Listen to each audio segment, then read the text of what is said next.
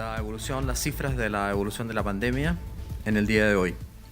Saludo a las radioemisoras y canales de televisión que voluntariamente se unen a esta transmisión y además agradezco a los equipos comunicacionales de La Moneda y del MinSal. Hoy día nos acompaña el director del ISP, doctor Heriberto García. Heriberto García Corta, a quien agradecemos su presencia en esta transmisión de hoy día.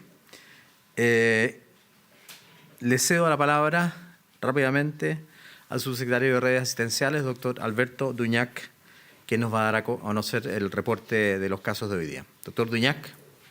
Muy buenas tardes. En el día de hoy, la Red Nacional de Laboratorios informa el resultado de 84.564 exámenes.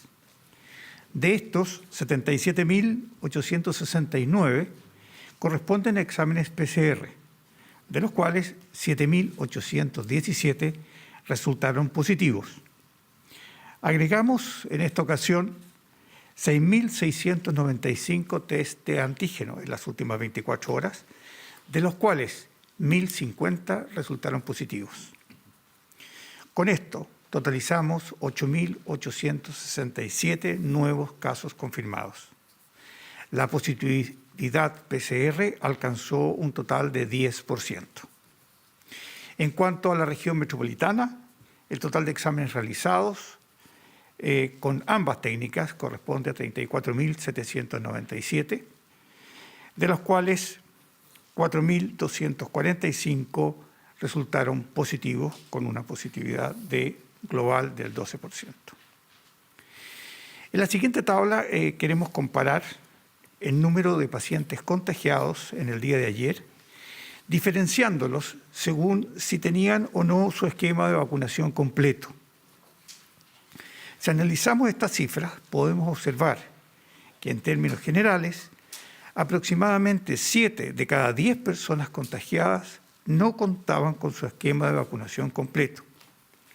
Si, por ejemplo, miramos el grupo de personas de entre 50 y 59 años, observamos que la probabilidad de contagiarse es aproximadamente 4 veces superior en el grupo no vacunado. El grupo total de personas diagnosticadas con COVID-19 en el país alcanza a la fecha a 1.420.266 casos, de los cuales 47.388 son personas con la enfermedad activa y tenemos 1.342.080 personas con estado de recuperados. Al día de hoy, la red integrada de salud cuenta con 4.473 camas de unidades de cuidados intensivos habilitadas, de las cuales 4.306 se encuentran ocupadas. Esto representa un 96% de ocupación, una ocupación muy alta, pero que afortunadamente se ha mantenido estable en los últimos 3 días. De estas camas, 3.213 corresponden a casos graves de COVID-19, de los cuales el 85% de ellos está conectado a un ventilador mecánico. En cuanto al número de pacientes con enfermedades no COVID, esta cifra al día de hoy asciende a 1.093 pacientes. En la actualidad, y gracias al tremendo esfuerzo de todos los establecimientos públicos y privados, disponemos de 167 camas críticas en toda la red integrada, 10 camas más que las conseguidas en el día de ayer.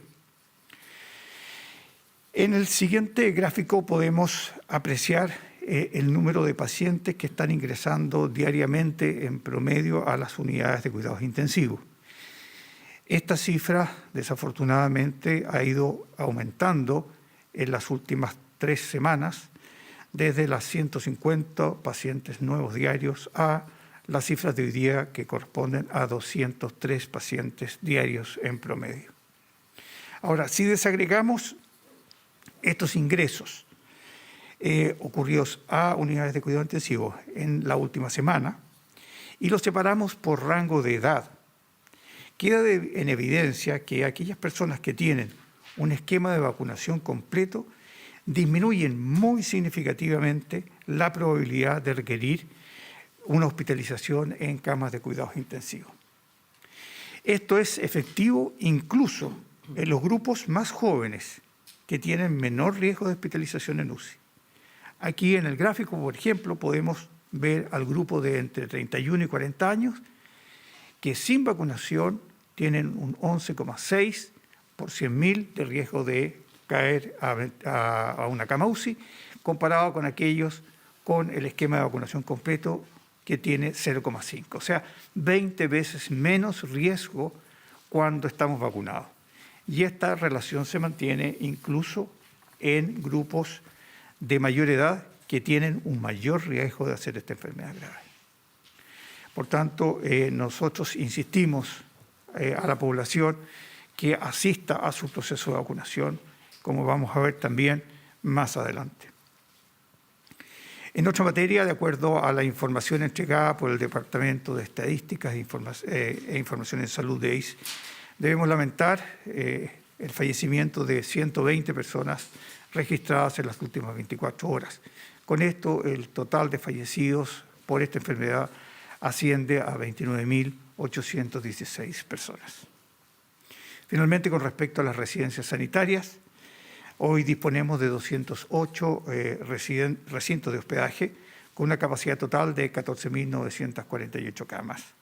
La ocupación de estos recintos es del 74%, quedando todavía 2.772 camas disponibles. Gracias, ministro. Gracias, subsecretario. Tenía anotado acá el nombre de Heriberto García y no me acordé del apellido, así que disculpa.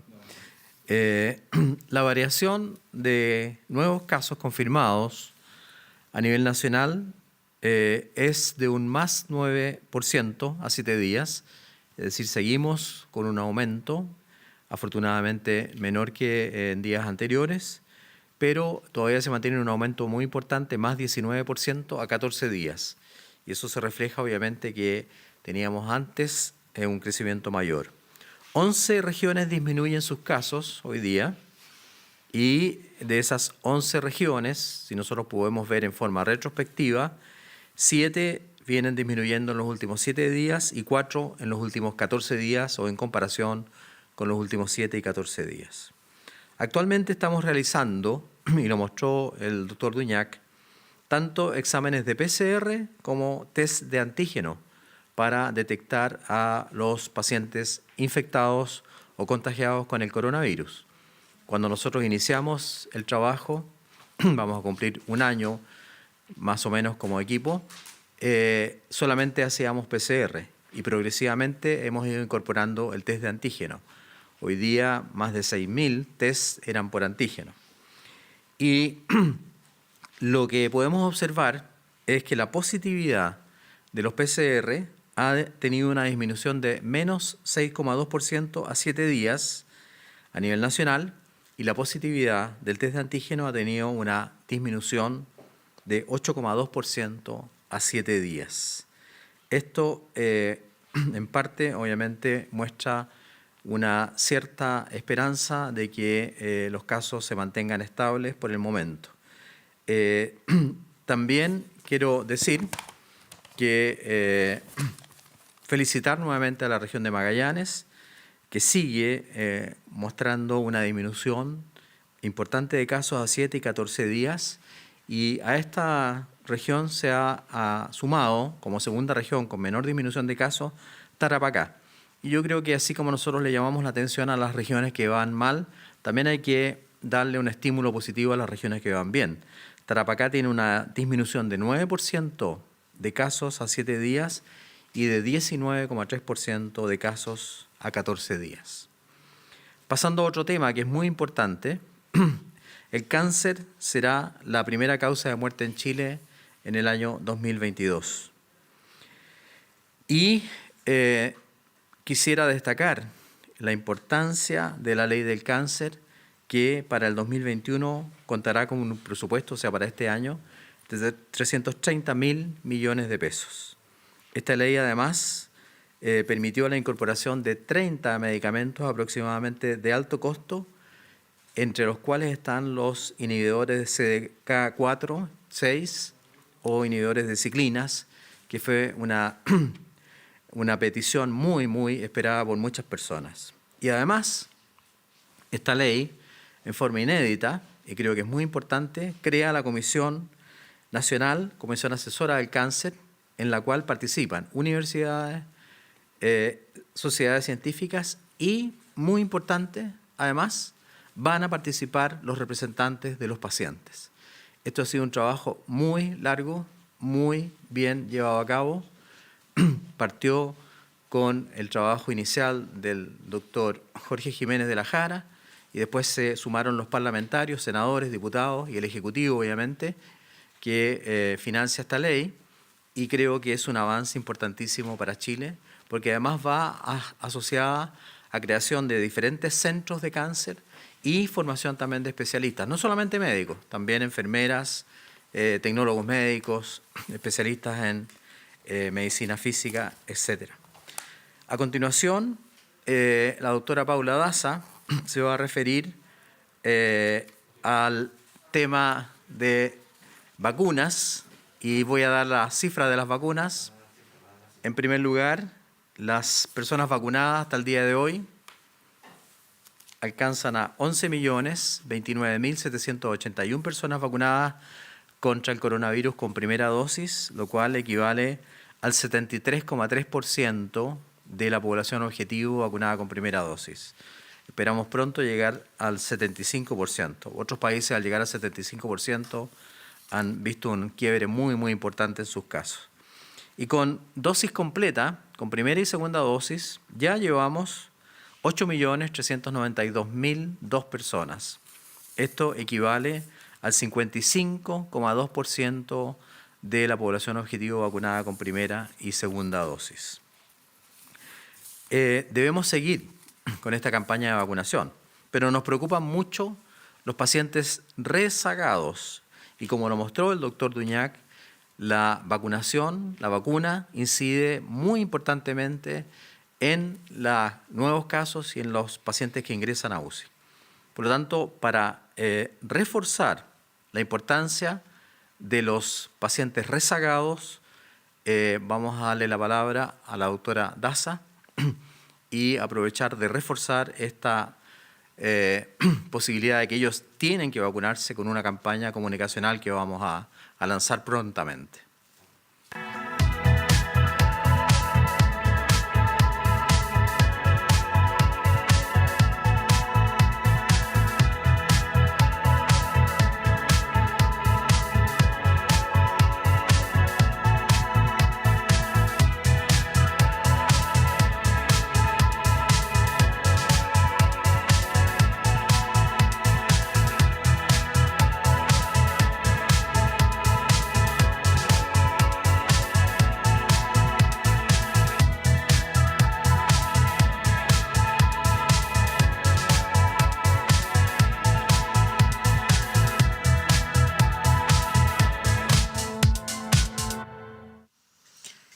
La vacunación ha ido avanzando de una manera muy positiva. Sin embargo, nos preocupa el grupo de 23 a 49 años, personas que ya deberían estar vacunadas debido a que el calendario de vacunación ha ido avanzando con ellos y no lo han hecho. Son personas que son sanas y que probablemente por distintos motivos o porque tienen una menor percepción de riesgo no se han vacunado. Hoy día sabemos que un 46% de las personas que se hospitalizan son personas que están en este rango etario, entre los 23 y 49 años. Sabemos también que un 45% de las personas que se hospitalizan en una unidad de cuidados intensivos están en este rango etario, entre los 20 y los 49 años. Es por eso que estamos haciendo esta campaña para que aquellas personas que pudiendo haberlo hecho, no lo han hecho hasta el momento. Cuando vamos a los números sabemos que las personas entre 40 y 49 años, para alcanzar ese 80% de cobertura, hay 70.000 personas que no se han vacunado. Entre las personas entre 29 y 39 años son 312.000 personas. Y las personas entre 23 y 29 años, 486.000 personas. Es decir, tenemos cerca de 800.000 personas en este rango etario para alcanzar el 80%. Es importante que se vacunen porque sabemos que en la medida que nos vacunemos todos nos vamos a poder seguir protegiendo. Queremos disminuir esas personas principalmente que están ingresando a las hospitalizaciones y están ingresando a las unidades de cuidados intensivos. La próxima semana vamos a fortalecer principalmente el llamado a ese grupo etario y vamos a privilegiar la vacunación de los rezagados, todas las personas mayores de 23 años. Es por eso que los días lunes, martes y miércoles vamos a vacunar a todas aquellas personas que tienen 23 años y más y no lo han hecho, tanto en la atención primaria, tanto con los móviles. Vamos a ir con los móviles principalmente a los lugares donde hay actividades de trabajo para que se vacunen y alcancemos el 80% en este rango etario. Los días jueves y los días viernes vamos a incorporar a las personas de 22 años y el fin de semana vamos a seguir vacunando a todas aquellas personas que tienen 22 años y más. Y por lo tanto, el llamado y con esta campaña de vacunación es que a todos aquellos rezagados, principalmente en este rango etario, que acudan a los vacunatorios para alcanzar el 80% lo antes posible.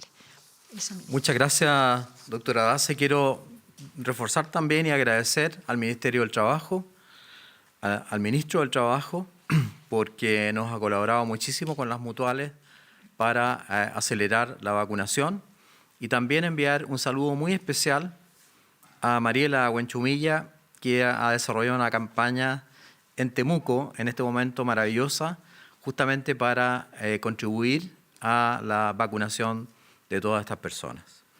A continuación, le daré la palabra al doctor Heriberto García, director del ISP, que se referirá también al tema de ISP y vacunas en relación a algunas noticias que han surgido durante esta semana. Doctor.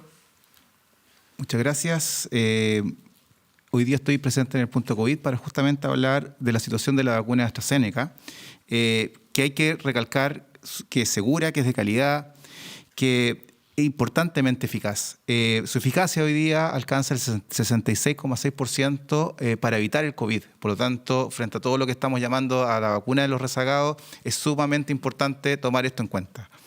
El estudio clínico a nivel mundial se hizo con 60.000 pacientes. 60.000 pacientes fueron los que se vacunaron. Por lo tanto, hay varias reacciones que a medida que vamos aumentando la cantidad de vacunación, claramente no se ven. Y eso es parte de lo que es un estudio clínico que con 60.000 personas, que es bastante bueno en número, pero que no es lo mismo que la vacunación masiva.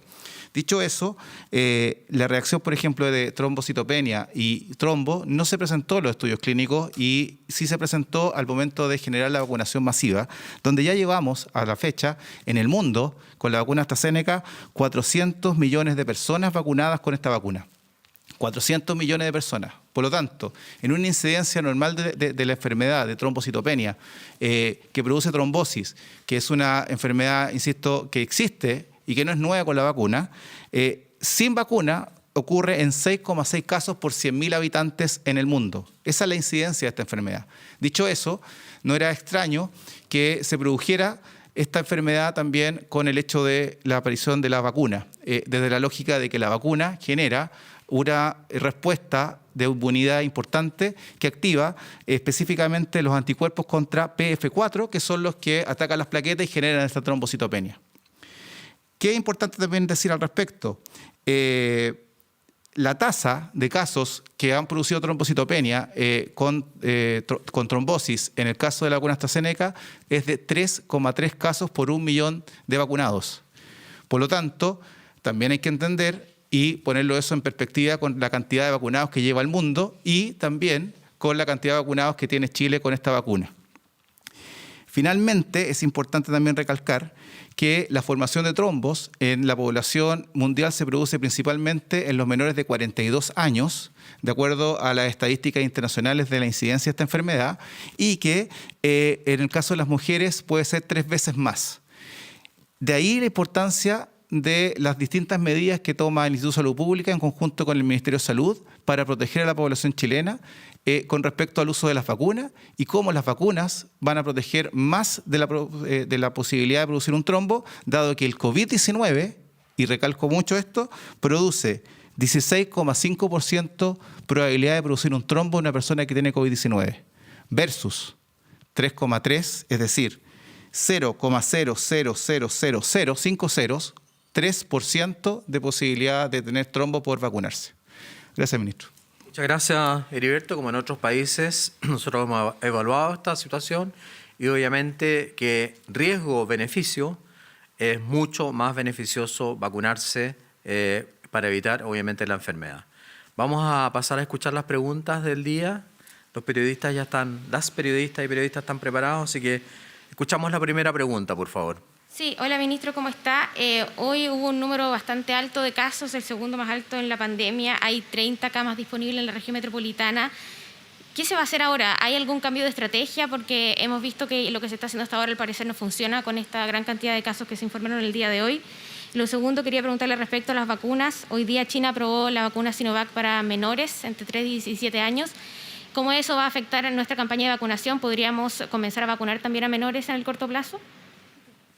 Muchas gracias. Bueno, la estrategia que estamos implementando creo que funciona. Y de hecho, si usted escucha las declaraciones del doctor Miguel O'Ryan, infectólogo, miembro de la Academia de Medicina de Chile, profesor de la Universidad de Chile, investigador en vacunas, ha dicho que justamente si no hubiésemos tenido la vacuna, en la cantidad que estamos vacunando tendríamos 25.000 casos en vez de tener 8.000. Es evidente que nos estamos manteniendo en el rango de los 8.000 y a nosotros nos preocupa muchísimo. ¿Sí? Eso no significa que no estemos preocupados. Pero yo dije hace un poco rato atrás que afortunadamente se nota una caída en la positividad tanto de la PCR como de los test de antígeno que nos pueden anunciar una estabilización o incluso una caída en el número de casos. Pero no pongamos como primer argumento que la estrategia no funciona. No es así. Si nosotros nos comparamos con otros países y nunca este ministerio ha querido hacerlo y nunca el país, el presidente tampoco ha querido compararse con otros países, si nos comparamos con otros países, nuestra cantidad de pacientes es mucho, mucho menor que el resto de los países, desgraciadamente, de Latinoamérica. Por lo tanto, yo no partiría con la premisa de que la estrategia no ha funcionado. Estamos en una situación difícil, nadie la quiere desconocer. El doctor Duñac se va a referir, obviamente se refirió otras veces al tema de las camas. Y hoy día tuvimos un aumento en la disponibilidad de camas, pero ya que usted pregunta ese tema, le voy a pedir al doctor que aclare qué estrategias estamos siguiendo con mucho esfuerzo para seguir consiguiendo camas. Doctor Duñac. Sí, tal como usted lo señala, ministro, hemos seguido trabajando con cada centro hospitalario a lo largo de todo el país, de modo de ir aumentando la disponibilidad de camas. Como ustedes bien saben, ya llevamos más de un año en este trabajo. Con el auspicio de Apoderado.cl presentamos 24 tarde.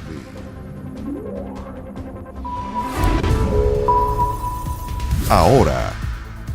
Damos inicio a 24 tarde y seguimos con el balance COVID desde La Moneda.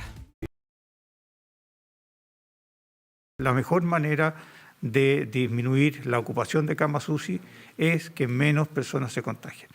Y la mejor manera de no contagiarse es cuidarse. ¿Y cuidándose cómo? Con las medidas que todos conocemos. Por tanto, estrategia de aumentar camas UCI no es lo más importante. Lo más importante es que las personas tomen conciencia de la situación que vivimos y que se cuiden cada día más y mejor.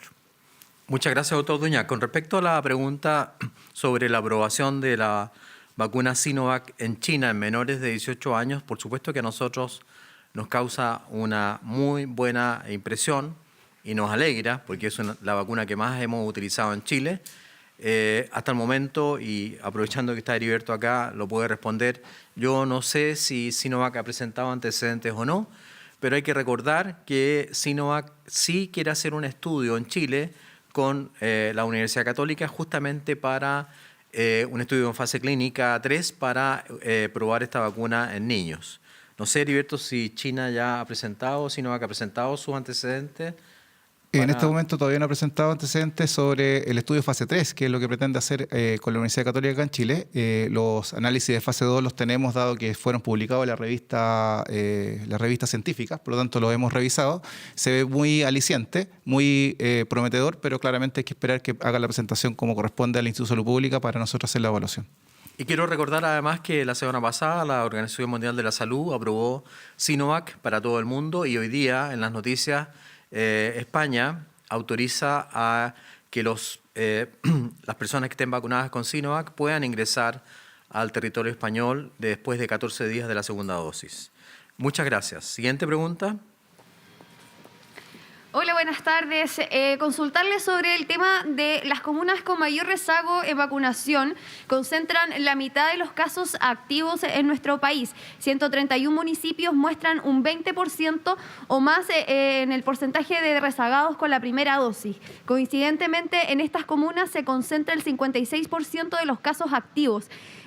Bueno, ustedes igual adelantaron que sin duda que se va a reforzar el tema de la vacunación en los rezagados, pero ¿qué pasa con estas comunas? Por ejemplo, Puente Alto, Maipú, Santiago, que concentran la mayor cantidad de personas que están rezagadas, es decir, que no se han puesto ni siquiera la primera vacuna. ¿Qué va a ocurrir en estas comunas? ¿Va a haber algún operativo en particular? Y además, coincidentemente, además de los casos activos, son los lugares que concentran la mayor cantidad de ocupación de camas críticas. Muchas gracias por su pregunta, es muy importante y usted destaca realmente dos puntos que para nosotros son fundamentales.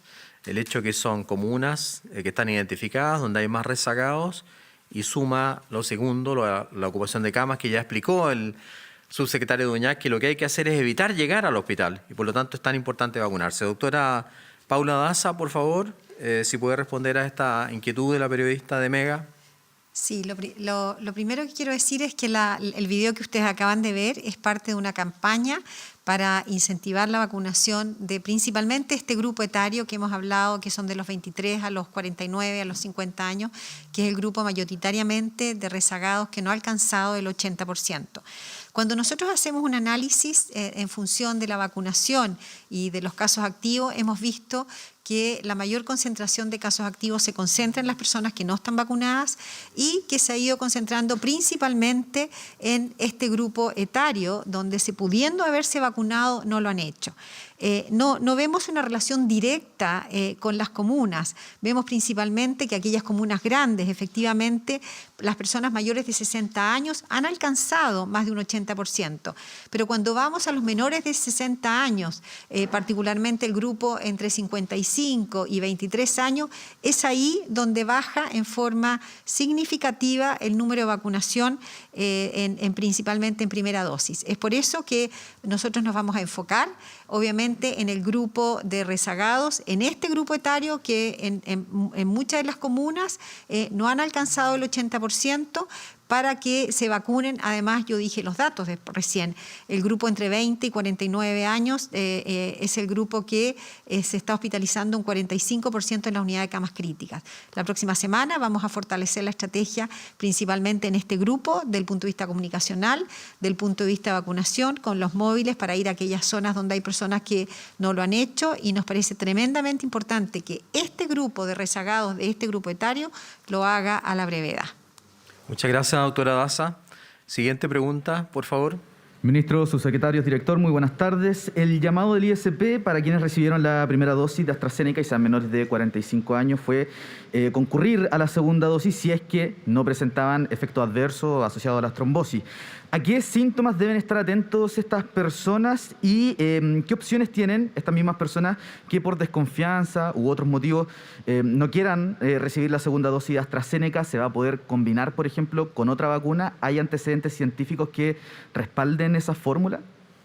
Muchas gracias, le agradezco su pregunta porque obviamente transmite la inquietud de mucha gente que tiene por delante la posibilidad de vacunarse con AstraZeneca. Le doy la palabra a Heriberto García, director del ISP, para que conteste esta pregunta.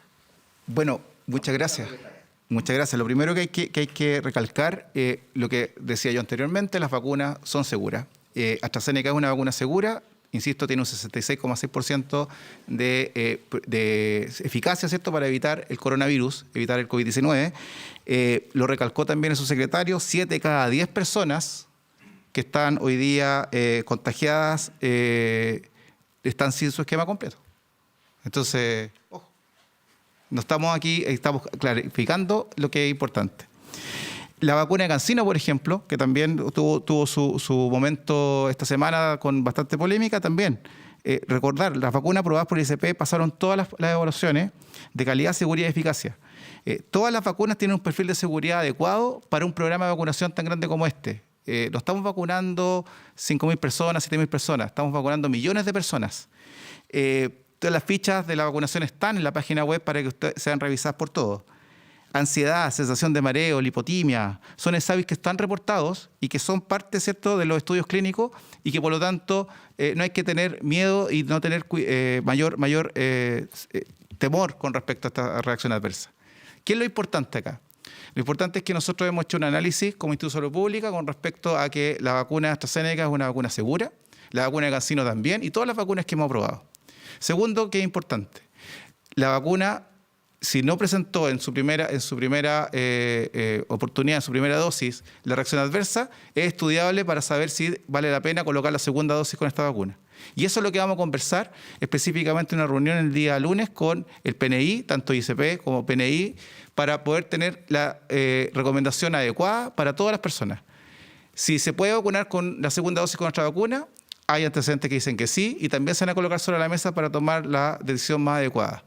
Acá el llamado importante es a seguir lo que un poco la autoridad estamos diciendo en estas materias, porque estamos haciendo todo esto con antecedentes y con estudios y con suficiente documentación que existe a nivel nacional e internacional. Muchas gracias, doctor García. Pasamos a la siguiente pregunta, por favor. Buenas tardes, sí, ministro. Hoy 16 comunas retrocedieron a cuarentena, una de ellas Santiago y Maipú, esto obviamente por el aumento de casos, pero a pesar de estar en cuarentena, se ha visto que muchas comunas del país se encuentran en confinamiento desde abril y aún así no bajan sus casos y que además, tanto estando en fase 1 o en fase 2, se ve mucha gente en las calles. ¿Cuándo podríamos ver modificaciones al plan paso a paso que generen una cuarentena mucho más estricta, que disminuyan considerablemente la movilidad y que también sean menos prolongadas? Y en otro tema relacionado también a la alta cantidad de casos que estamos registrando en los últimos días, hoy día la segunda cifra más alta de toda la pandemia, ¿se ha evaluado quizás postergar la segunda vuelta de gobernadores que se va a desarrollar el próximo domingo 13 de junio? ¿Cómo van a andar las cifras ese fin de semana? Bueno, la verdad es que sobre la mantención de las cuarentenas o hacerlas menos o más estrictas, como usted ha podido leer o escuchar, diferentes expertos y diferentes opiniones. Nosotros pensamos que las cuarentenas sí tienen que ser estrictas, tienen que ser lo más cortas posible, pero lo más eficientes posibles también. Y hemos dicho también que por efecto de la fatiga pandémica, la población después de cierto tiempo no es capaz de cumplir las condiciones de cuarentena y comienza a salir de su casa y, como dice muy bien usted, aumenta la movilidad. Obviamente que, como lo ha dicho el presidente y lo hemos dicho nosotros mismos, todas las medidas que nosotros tomamos, y en este caso el paso a paso, siempre están sujetas a estudio y están sujetas a escrutinio. Y obviamente que si es necesario, pero por el momento no hemos decidido nada, se hará algún cambio. Ahora, lo más importante acá, lo acaban de decir los dos subsecretarios, es que las personas se cuiden, que respeten el uso de la mascarilla, que respeten el distanciamiento físico, que no hayan fiestas clandestinas, en fin, que respeten el toque de queda. Si nosotros lográramos eso, no tendríamos el aumento de casos que estamos teniendo. Y paralelamente, afortunadamente, tenemos la vacuna, porque si no, tendríamos casi 25.000 casos en vez de los 8.000 que estamos teniendo. Además, yo lo dije al comienzo y hoy día el doctor Duñac lo presentó de esa manera.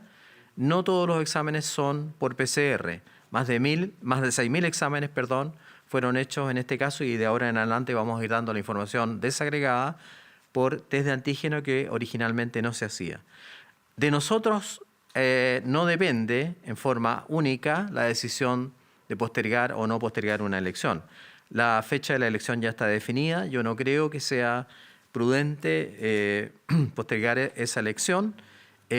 Las elecciones anteriores han tenido protocolos muy estrictos, muy bien hechos en conjunto con el CERVEL, y nunca se ha demostrado que después de una elección hay un aumento de casos. Por lo tanto, creo que la gente tiene que ir a votar con tranquilidad, y yo los llamo a votar porque es parte de la responsabilidad democrática de cada uno de nosotros, y confiar en que en el sitio de votación se van a mantener las normas sanitarias estrictas que siempre hemos mantenido, y que gracias a la colaboración del CERVEL, de los vocales de mesa, de los apoderados, esas medidas se mantienen con mucha prolijidad.